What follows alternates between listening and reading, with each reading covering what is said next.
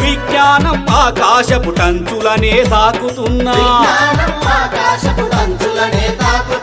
అంధకార పాతాళాన్నెందుకు దిగజారుడన్నా,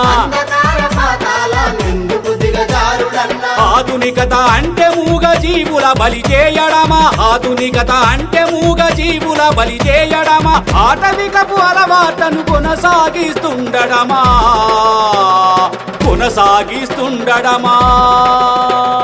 మహాకరుణ యాత్ర, ఇది మహాకరుణ యాత్ర, జీవులపై చైతన్యం కలిగించే యాత్ర.